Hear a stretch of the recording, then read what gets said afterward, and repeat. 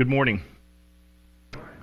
This message, Gratitude to a Sovereign God, I hope will help us learn about ourselves, our God, and how we're supposed to serve Him. Throughout history, societies have been dominated by those in power, whether it was pharaohs, emperors, kings, chiefs, whoever it may be. But there have been people who have been placed in power, put in power, born into power, that have had complete and total control over the people in their kingdoms, in their societies, within the realm of where they live. And these people, for whatever reason, being in power, have a unique position in authority and a unique position within themselves that they have, for lack of anything else, they've had so much control over who and what they are that the people that lived under them were totally dominated by those people. For example, the pharaohs. The pharaohs weren't just in charge. They weren't just making laws and rules that the people would live by. They were considered to be gods. People worshiped them as gods. They were seen as gods. They got the best that there was in food and luxuries and clothing and whatever it may be. They got the best of everything. To the point where if they decided that they wanted to have a special place to be buried, they would have a 40-story solid rock pyramid built that took 20 years to build.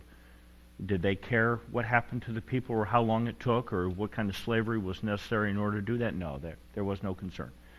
They wanted it built, they had it built.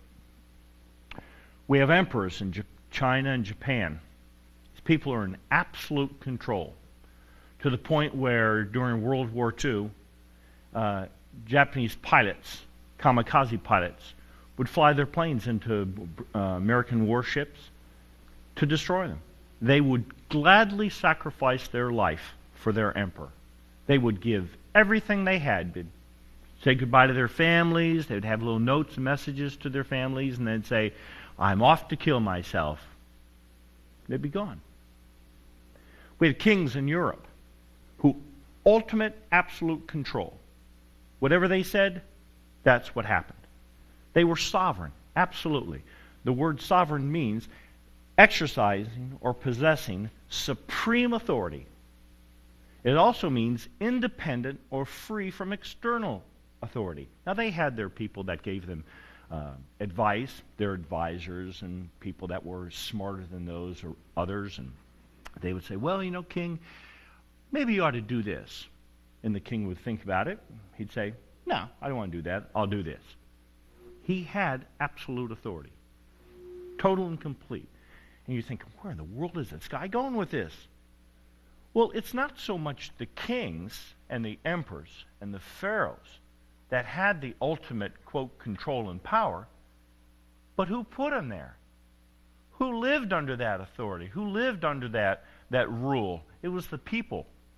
The people were literally servants to these kings.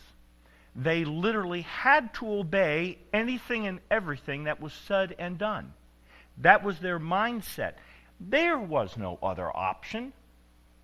They lived in the kingdom. They obeyed the king. We have a legend about Robin Hood and the Merry Men. Robin Hood and the Merry Men, they're dancing around, and they're out in the woods, and they're killing deer, and they're happily doing whatever they want to do. What was the big story about that? Anybody remember? The whole deal about Robin Hood and his merry men living out in the woods were the kings. The woods were the kings. You couldn't go in the woods unless the king allowed you to. They killed the deer and the animals. You couldn't kill the deer and the animals. That was the king's. You couldn't go anywhere unless the king told you to. You were a servant. You were a serf. That's why, what did they want to do? They wanted to go out and kill Robin Hood because of the fact that he was doing anything and everything he wanted to against the rule of the king. But today, we, as Americans, we don't live under a king, do we? We don't have an emperor We don't have a pharaoh. We don't have this, that. We don't live under that rule, do we? And so what happens? We have a republic. And what does a republic mean? A republic means that each individual has an equal vote. Isn't that wonderful? So that's why when you have a jury trial, you might have 12 people that are going to look at you, and they're going to listen to all the testimony. When they're done, if you have 11 people say, he's guilty, but one person says, no, he's innocent, it's a hung jury. A hung jury. That one person has that vote. We have gotten up to a point in our society, sitting here in the pews and walking around and living in life, we've gotten to the point in this country where we consider ourselves dominant. Hey, you want to go to the movies, you'll go to the movies. If you want to go out and sin, you're going to go out and sin. If you want to go to California, pack up and move to California.